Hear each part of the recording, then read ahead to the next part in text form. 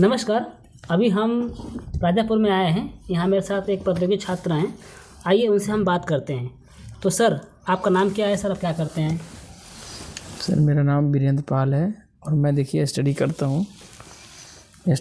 हूँ और मैं इलाहाबाद में रहता हूँ जी। प्रयागराज में। तो प्रतियोगी छात्र हूँ सर। UPPCS हो गया या फिर UPSSC हो गया। जी सर, आप लोग सर जो है 15 दिसंबर को आंदोलन किए थे। सर, क्या हुआ इसका? सर, 15 तारीख को हमने जो आंदोलन किया था उसमें हम लोगों को बहुत सारी कठिनाइयों का सामना करना पड़ा, बहुत चीज़ों का सामना करना पड़ा। फाइनली ये हुआ कि जो 15 तारीख को हम लोगों का आंदोलन था उसमें जो वहाँ पे अधिकारी गण थे उन्होंने कहा कि एक आप ज्ञापन दे दीजिए, तो ज्ञापन के माध्यम से आपकी बात पहुँचा दी जाए। उसके पहले हम लोग लोक सेवा आयोग में तथा माननीय मुख्यमंत्री जी को ज्ञापन दे चुके थे। तो हम लोगों ने एक ज्ञापन दिया। हम लोगों की जो डिमांड थी, हम लोग उसको ज्ञापन दिया। रिवाइज रिजल्ट को लेकर मांग थी हम लोगों की। उत्तर प्रदेश जो वो RO 2023 का प्री का एग्ज़ाम हुआ था जी। वो उसमें बड़ी अनियमितताएँ हैं और इस नाते इसका प्रोटेस्ट किया गया था। इस बात को लेकर हमने उठाया गया था, तो उसके लिए दिया गया है। इसके बाद में ROPCS 2025 का जो प्री का रिजल्ट है उसमें भी बहुत ज़्यादा धांधली, बहुत ज़्यादा अनियमितताएँ पाई गई हैं हम लोगों के द्वारा, जो हम लोगों को रिवाइज रिजल्ट नहीं जारी किया गया है। तो हम लोग इसके लिए क्या है ज्ञापन दिए थे उनको। इसके बाद में ट्रांसपेरेंसी के लिए दिए थे और हम लोग ये चाह रहे हैं कि माइग्रेशन के साथ रिवाइज रिजल्ट जारी किया जाए। जी। तो सर आगे सर जो है, जब आप लोग सर वहाँ पे गए थे तो उसके बाद सर आप लोग की आगे की रणनीति क्या है? सर, आगे की रणनीति यही है कि हम लोग दे दिए ज्ञापन। 30 दिसंबर तक हम लोग टाइम दिए थे कि हम लोगों का आप जवाब देगा लोक सेवा आयोग। जी सर, लेकिन अभी बहुत सारे बिंदुओं पे हमें कोई जवाब नहीं मिला है। जैसे माइग्रेशन के मुद्दा पर आयोग की तरफ से भी कुछ स्पष्ट नहीं किया गया है। जी सरकार की तरफ से कुछ स्पष्ट नहीं किया गया है कि क्या कार्रवाई हो रही है, क्या नहीं। इसके बाद में ट्रांसपेरेंसी के संदर्भ में अभी हमें कोई जवाब नहीं आया। तो इसके लिए हम लोग प्रयास करेंगे विभिन्न माध्यमों से। सर, आंदोलन के बाद सर प्रभाव सर क्या दिख रहा है बच्चों में, या फिर जो सर छात्र हैं उसमें क्या प्रभाव दिख रहा है? नहीं, देखिए, जो 15 दिसंबर का आंदोलन हुआ था उससे ये प्रभाव दिख रहा है कि मैक्सिमम बच्चे जो चाहे प्रतियोगी छात्र हैं, चाहे स्कूली छात्र हैं। स्कूली छात्र का मतलब 10 कक्षा 10, 11, 12 या फिर BA कर रहे हैं, MA कर रहे हैं, BTech कर रहे हैं। उन सभी के अंदर एक अवेयरनेस जागी है, बहुत ज़्यादा अवेयरनेस। मतलब उनको ये समझ में आ गया कि हमारे भाइयों का, OBC, SC, ST, EWS वालों का आखिरकार मेरिट इतना हाई क्यों जा रही है। जी। तो इस चीज़ से उन्होंने अवेयर हुआ है। और उसमें एक शब्द है कि माइग्रेशन। तो माइग्रेशन के बारे में सारे लोगों ने क्या किया, सर्च शुरू कर दिया है। तो माइग्रेशन के बारे में लोग जाने हैं, लोग अवेयर हुए हैं। लोग अपने अधिकार के लिए अब क्या करें, सरकार से डिमांड कर रहे हैं, कमीशन से डिमांड कर रहे हैं और लोग सहयोग करने के लिए तथा आगे आने के लिए और सब लोग तैयार हैं। सर, 15 दिसंबर को जो सर धरना हुआ था उसका सर जो है प्रभाव क्या दिख रहा है? सर, जो 15 दिसंबर को हम लोग उत्तर प्रदेश लोक सेवा आयोग पर धरना प्रदर्शन किए थे जी।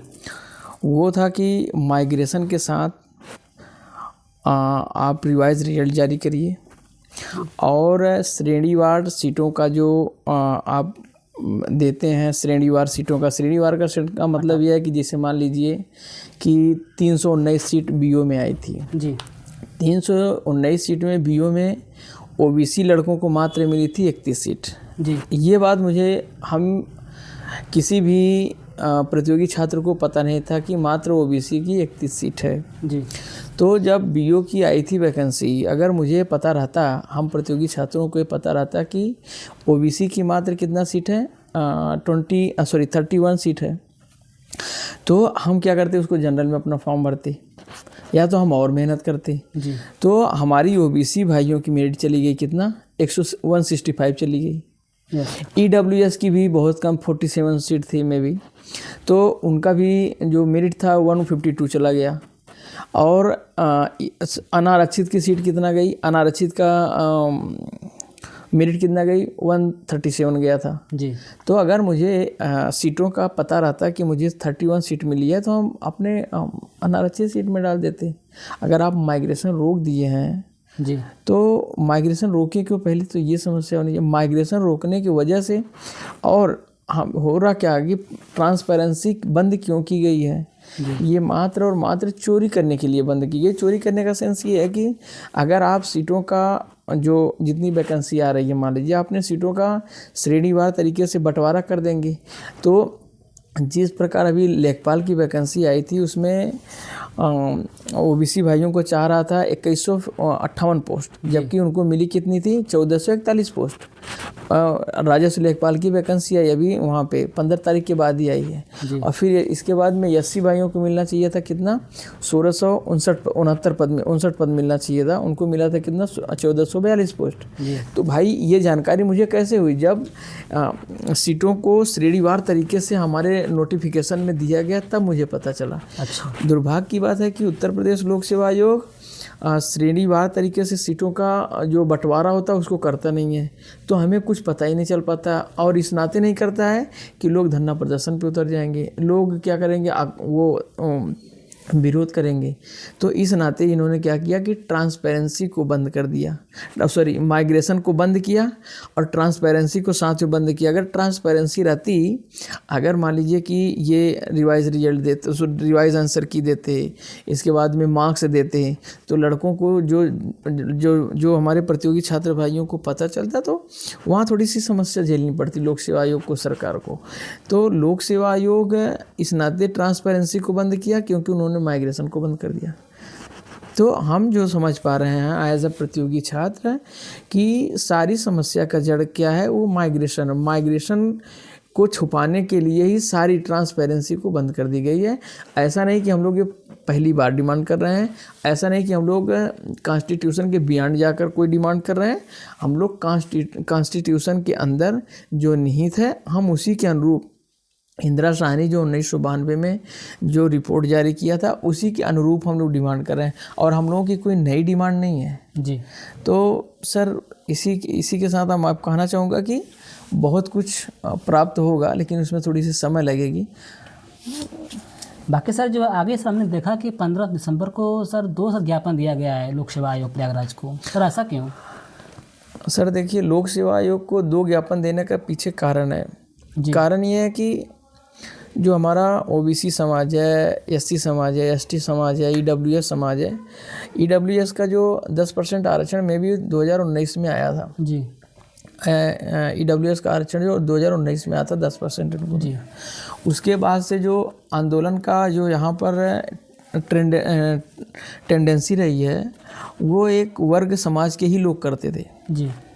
उनका नाम मैं नहीं लेना चाहूँगा, क्योंकि वो कहते हैं कि मैं माइग्रेशन नहीं जानता। तो मैं बता दूं कि ओबीसी, एससी, एसटी, ईडब्ल्यूएस वाले अब उनको नहीं जानते हैं जो कहता है कि मैं माइग्रेशन नहीं जानता हूँ जी। तो उनका टेंडेंसी रहा है कि वो नेतृत्व करते थे जी। बात आई कि जब हम लोगों ने ये चीज़ों को शुरू किया, हम लोग अपनी बात रखना शुरू किए, तो उससे पहले हमारी कई दौर की मीटिंग हुई थी उनसे, किससे, जो ग्रुप जहाँ जो ग्रुप है वहाँ पे 1-2 ज्ञापन दिया है। तो एक पांडे ग्रुप कोई करके था जी, हुंकार मंच वाले थे। अच्छा। तो हम ये कहना चाह रहे थे कि ठीक है, आपने हमारे माइग्रेशन मुद्दा, हमारी कई दौर की बात हुई थी कि आपने ज्ञापन में जो है माइग्रेशन मुद्दा को शामिल कर लीजिए जी। उनको ये लग रहा है कि माइग्रेशन मुद्दा को शामिल करूँगा तो मेरा घाटा होगा। अच्छा। इस नाते उन्होंने माइग्रेशन मुद्दा नहीं लागू किया, मतलब उसमें अपने ज्ञापन में शामिल नहीं किया। तो हम लोग एक लोक सेवा आयोग में भी हम लोग क्या किए थे, ज्ञापन अलग से दिए थे 9 तारीख को। वो लोग अपना ज्ञापन उसके पहले दे चुके थे जी। तो हम लोग ज्ञापन भी जब लोक सेवा आयोग में दिए थे तो एक अलग दिए थे। इसके बाद में माननीय मुख्यमंत्री जी को भी जो ज्ञापन दिया गया था उनका अलग था, मेरा अलग था जी। और वो लोग क्या कर रहे हैं, उनको ऐसा लग रहा है कि उनका घाटा होगा, जबकि ये किसी के लिए आरक्षित सीट है नहीं, तो फिर उनका घाटा होगा, उनको फ़ायदा होगा, ये कोई सवाल ही नहीं बनता है जी। तो उन लोगों ने कहा कि माइग्रेशन को आप लोग क्या करिए, साइड में कर दीजिए उसको, बगैर उसको हम ज्ञापन दे देते हैं साथ मिलके जी। तो हम लोगों ने क्या, भाई जब माइग्रेशन ही नहीं शामिल होगा जी, तो फिर हम आपके साथ क्यों जाएंगे? क्योंकि हमारी पॉपुलेशन में भी 95-97% है। ओवरऑल जो यूआर के में भी कैंडिडेट होंगे 10 से 15 हज़ार होंगे, जितनी भी ओवरऑल फॉर्म फिलअप होते हैं जी 5 लाख 6 लाख 7 लाख 15 से 20 हज़ार 30 हज़ार से ज़्यादा नहीं है, संख्या ही नहीं है जी जो क्रीमी लेयर प्लस अनारक्षित के लोग हैं। जी तो हम लोगों ने इस नाते वहाँ पर दो दिया गया था कि वो लोग हमारे मुद्दे को शामिल नहीं कर रहे थे, और हमारा मुद्दा था कि माइग्रेशन। जी क्योंकि हम लोग जो EWS OBC SC ST के लोग हैं, तो उनको क्या किया जा रहा है कि जितना उनको कॉन्स्टिट्यूशनल तरीके से, वैधानिक तरीके से जितना उनको आरक्षण मिला हुआ है, जी उसी में उनको क्या कराते हैं, क्वालिफाई कराते हैं मेंस के लिए। जैसे मान लीजिए अगर 27% सीट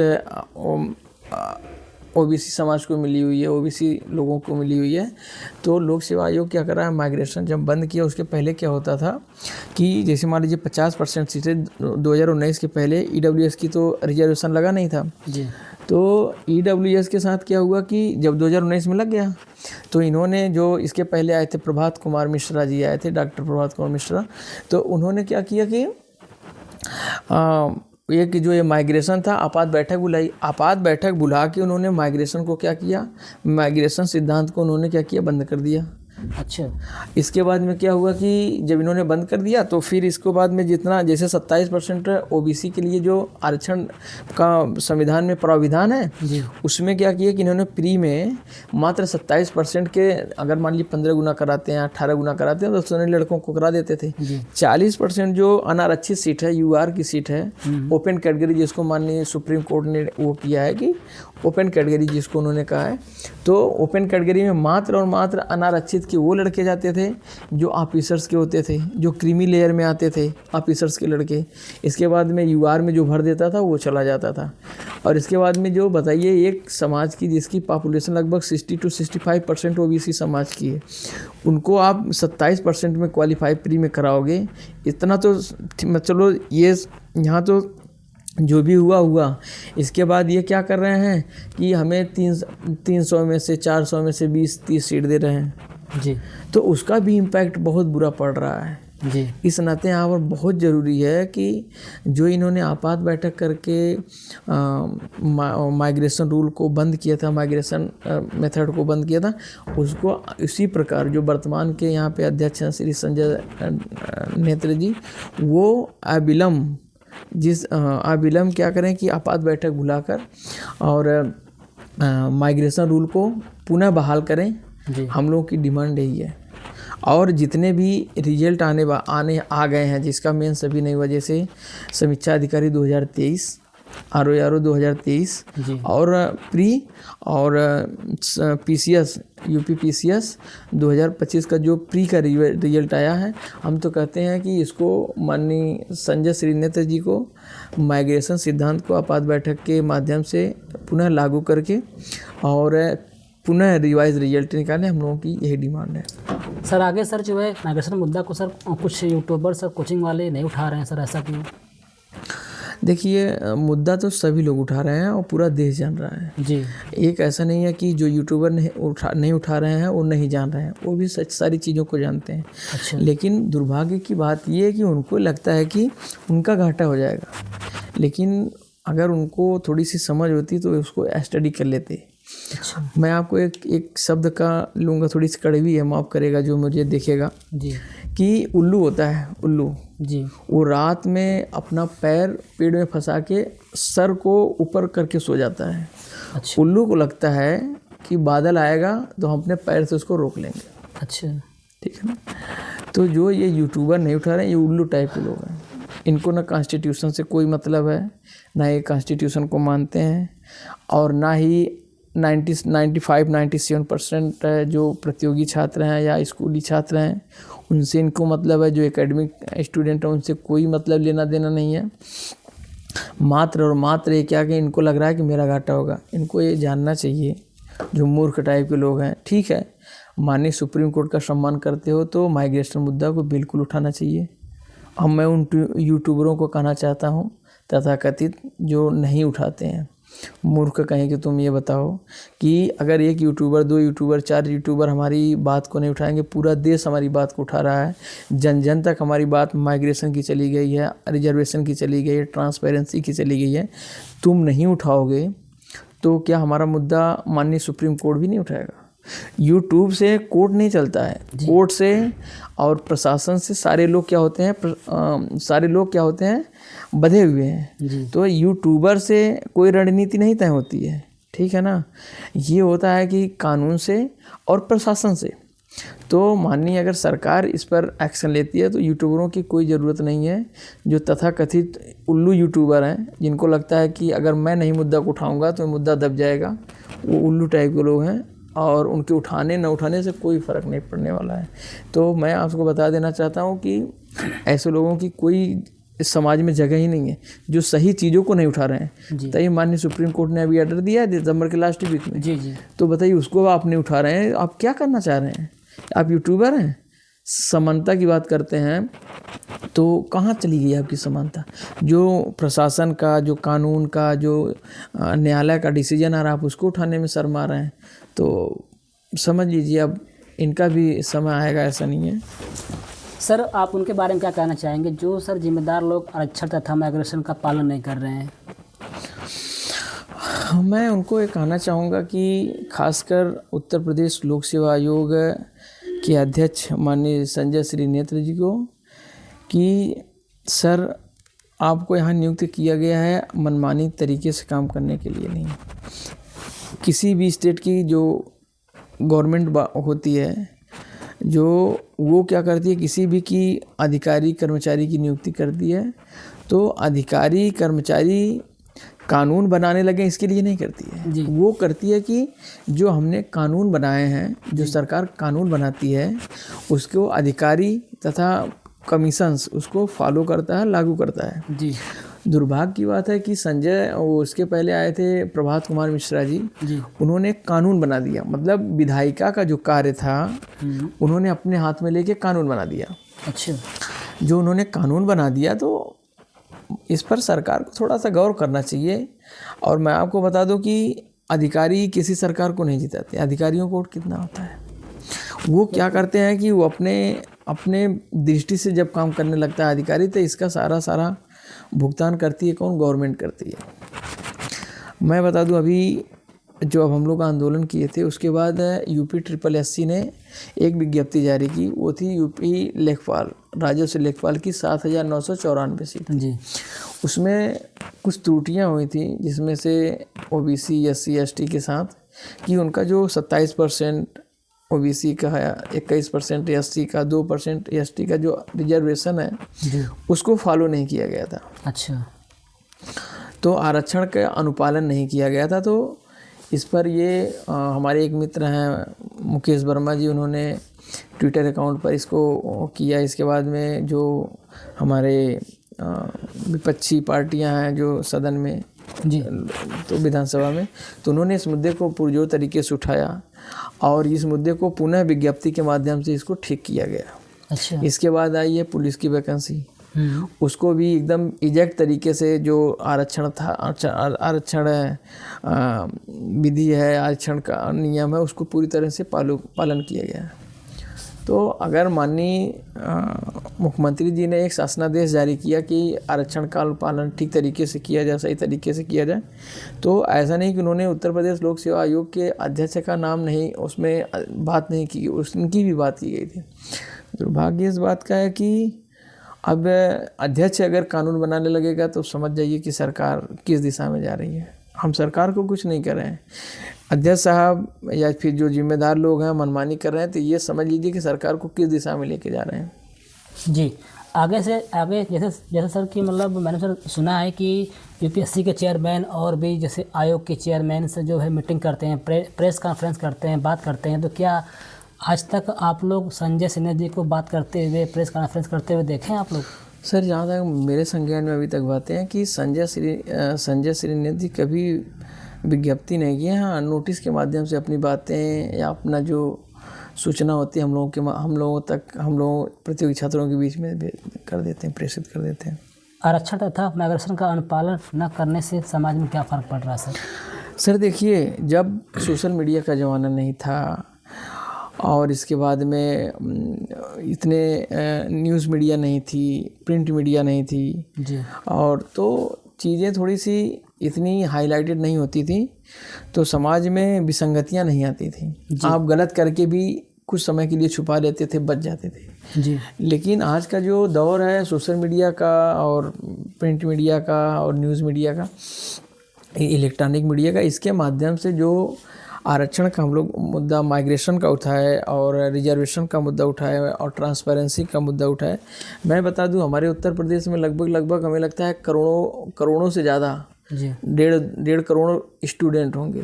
चाहे वो स्कूली से लेके जो कक्षा 10 के बाद लड़का हो जाता है, वो चीज़ों को समझने लगता है। बिल्कुल बिल्कुल। और मैं बता दूं कि जो माननीय प्रभात कुमार मिश्रा जी ने किया था, डॉक्टर प्रभात मिश्रा ने माइग्रेशन को, रूल को बंद कर दिया था।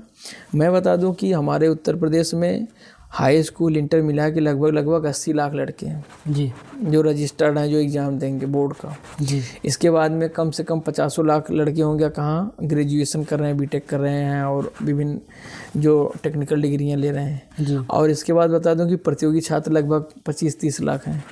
तो लगभग 2 करोड़ लोगों के पास ये हम लोगों की जानकारी पहुंच गई है। अच्छा। और इसके बाद में जो जागरूक पर्सन है, जी। समाज के जो जागरूक लोग हैं, लगभग चीज़ें जान गए हैं कि उत्तर प्रदेश गवर्नमेंट में ओबीसी, एससी, एसटी, ईडब्ल्यूएस के साथ क्या हो रहा है, महिलाओं के साथ क्या हो रहा है। जी। तो इसका इम्पैक्ट तो अभी बहुत ऐसा नहीं कि नहीं समझ में आ रहा है, सबको समझ में आ रहा है। जी। आने वाले समय में लोग और जागरूक होंगे तो इसका इम्पैक्ट पड़ेगा। जो देखते हैं, चुनाव से हम लोग से ज़्यादा कोई मतलब है नहीं, तो चुनाव में जो भी पड़ेगा, लेकिन कुछ ना कुछ तो पड़ेगा ज़रूर। सर जैसे कि सर माइग्रेशन कैंप सर बंद होने से सर क्या फीमेल और सर पीएच को लेकर कुछ दिक्कत हो रही है क्या? असल क्या है, जो माइग्रेशन कैप, जो माइग्रेशन सिद्धांत था, माइग्रेशन रूल था, उसको बंद कर देने से हाँ। हो रहा है कि बस क्या हुआ कि अनारक्षित की सीट अनारक्षित के लिए दे दी गई है। जो लड़का अनारक्षित में डालेगा वही उसमें जाएगा। तो दुर्भाग्य इस बात की है, मैं आपको बताऊं, जो इंदिरा साहनी 1992 की केस थी, मैं बता रहा हूं आपको, ये देखिए लिखा हुआ है।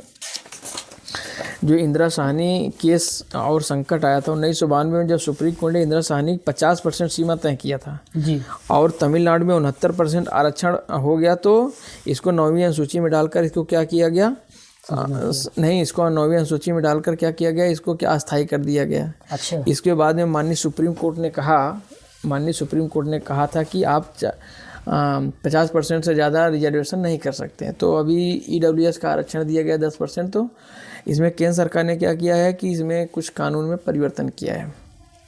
अगर भाई ये चीज़ें क्रॉस कर गई, हम कहते हैं अगर कोई मान लीजिए रुबीना बानो लड़की नाम की है, अगर उसको रूबिका सिंह कर देंगे या रूबिका कुमारी कर देंगे, रूबिका देवी कर देंगे, तो उसका टेंडेंसी नहीं बदलेगी। जी। ठीक है ना, टेंडेंसी नहीं बदलेगा, उसमें कार्य नहीं बदलेगा और उसकी क्वांटिटी नहीं बदलेगी।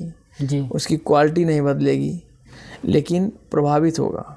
जी। तो जो 50% से 60% रिजर्वेशन हुआ है, हम तो कहते हैं कि हम तो कह रहे हैं कि जो सुप्रीम कोर्ट ने 9 न्यायाधीशों की पीठ के माध्यम से 6-3 रेशियो से जो डिसीजन आया हुआ था, फैसला सुनाया था क्या कि 27% आरक्षण ओबीसी समाज को दिया जाएगा। जी। अदालत ने मंडल आयोग की सिफारिश को वैध माना। जो मंडल आयोग की सिफारिश है 27, तो हम कह रहे हैं उसको फॉलो करो ना। अब ये कहते हैं कि हमारे कुछ अनारक्षित भाई कह रहे थे कि सीटों को जो प्री की मेरिट जाती है उसको इक्वल कर दो। जी। तो भाई इक्वल किस बेस पे करें? इक्वल का मतलब है कि लड़का जनरल में जा रहा है, अनारक्षित सीट में जा रहा है। बिल्कुल। तो आप अनारक्षित में उसको भेजिए ना। और मैं आपको ये बता दूं कि लोग जनरल का मतलब समझते हैं कि सवर्ण समाज, जबकि ऐसा कुछ है नहीं। जनरल का मतलब सवर्ण समाज होता है। जनरल का मतलब होता है जैसे जनरल डिब्बा होता है रेल का, उसमें जो पात्र व्यक्ति है वो चला जाएगा, जिसके पास टिकट है, जनरल डिब्बा है तो एंट्री ले सकता है। ठीक उसी प्रकार जो जनरल का जो नाम दिया गया है, इस नाते दिया गया है कि लोग चीज़ों को समझ ना पाएँ। जनरल का मतलब होता है अनारक्षित, वो किसी के लिए आरक्षित है ही नहीं है। जी। तो यहाँ पर किसी समुदाय के लिए ये आरक्षित कर जाए, ये बहुत बड़ा गलत काम है। और इसको जो किया है इस पर तो हम कह रहे हैं कि माननीय सुप्रीम कोर्ट को स्वतः संज्ञान लेना चाहिए और इसको दंड देना चाहिए जिन अधिकारियों ने मनमानी तरीके से कर रहा है। उसके पहले उत्तर प्रदेश गवर्नमेंट अगर ऐसे अधिकारियों, ऐसे कर्मचारियों पर इस तरह का अगर दंडात्मक कार्रवाई करती है विभिन्न माध्यमों से, जो भी उनके पास अधिकार क्षेत्र हैं, तो समझ लीजिए कि पूरा समाज, सर्व समाज खुश हो जाएगा। इस समय पूरा सर्व समाज, EWS का हो, OBC का हो, SC का हो, ST का हो, सब लोग परेशान हैं, महिलाएं हों। अब बताइए महिलाओं की मेरिट ये क्या करते हैं, पुरुषों के बराबर कर देते हैं। भाई उनको जो 20% आरक्षण मिला हुआ है महिलाओं को, यहाँ तो जो भी आप दिए हैं 20%, जो मैं जान रहा हूँ 20% है, तो 20% जो महिलाओं को आरक्षण मिला हुआ है उसमें क्या करिए आपकी उनकी मेरिट आप बताइए अलग से कि महिलाओं की मेरिट कितना गई।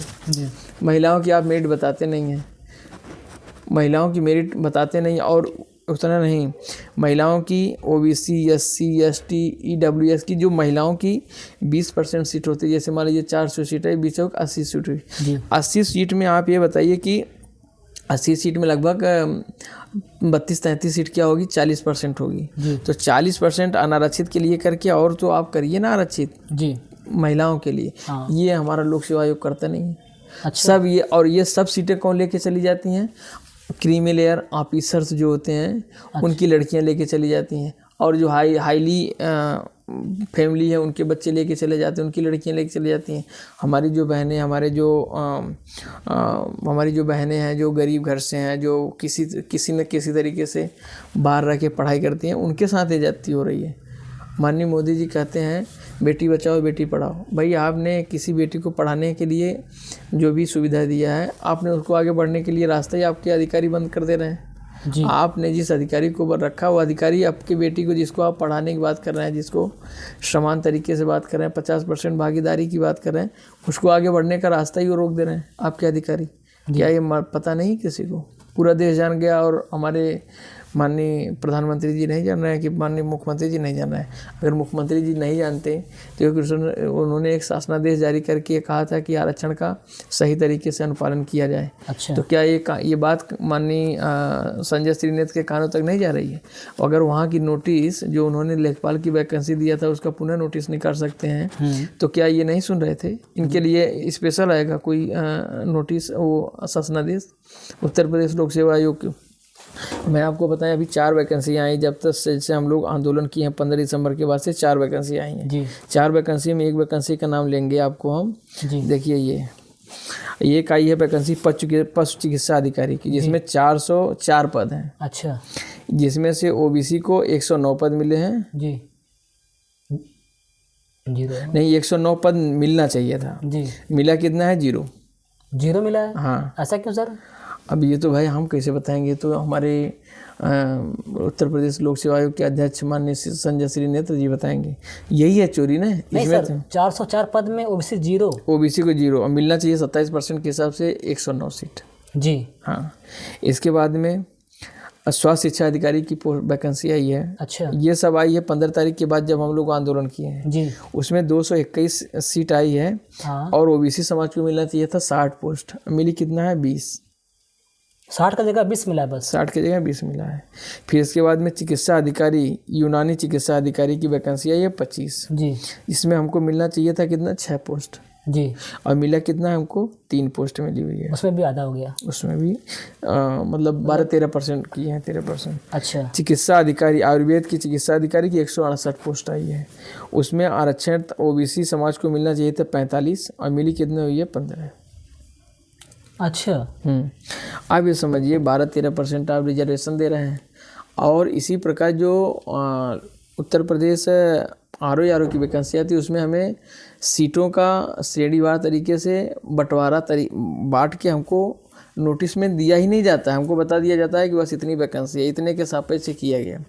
तो ये सब काली केवल किया जा रहा है घपलतबाजी करने के लिए, लोगों को अवेयर नहीं होने के लिए और अपने आप को बचा के निकल जाने की कोशिश की जा रही है।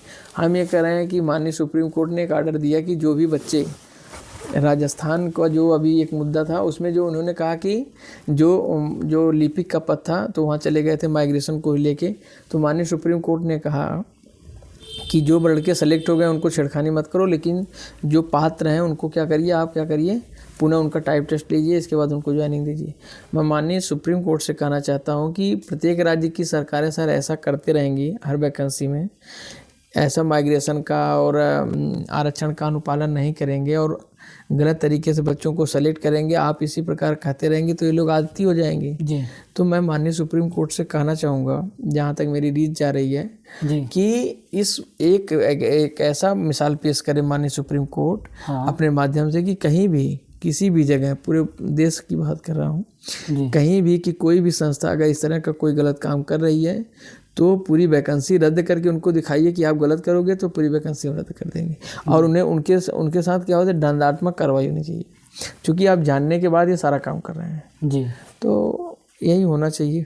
अभी एक मतलब सर जो छात्रा सर थी उनका नाम था वैष्णवी पाठक। वैष्णवी पाठक नाम का, हमने सर सुना है कि सर वो PH हैं, और सर जिससे वो बोल रही थी वीडियो में कि हमने 150 क्वेश्चंस में 99 क्वेश्चन किए हैं, सही किए हैं, नेट सही किए हैं, तो सर वो भी फेल है। सर उस पर क्या आप कहना चाहेंगे सर, ऐसा क्यों हो रहा है कि PH होने के बाद, फिजिकल हैंडीकैप होने के बाद सर फेल हो रही है? भाई माइग्रेशन इन्होंने रोक दिया है। अच्छा अब हुआ क्या कि उस बंदी का नहीं हुआ है, वैष्णवी के जी का नहीं हुआ है। जी इसका सबसे बड़ा रीज़न है कि अब न वैष्णवी को पता है न किसी प्रतियोगी छात्र को पता है कि PH की कितनी सीट थी। अच्छा जब PH की सीट होती तो शायद वैष्णवी हो जाती, हो सकता है कि PH की सीट ही ना हो।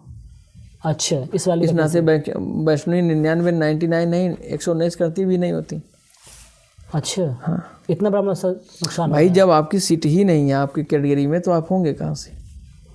अच्छा और अनारक्षित में जाने नहीं दे रहे हैं। इन सब पे सर मुद्दा सर आपका सरकार से क्या उम्मीद है सर, आप क्या? नहीं, हम लोगों की उम्मीद, बहुत सारी उम्मीदें हैं और हम पूरा दुनिया उम्मीदों पर कायम है।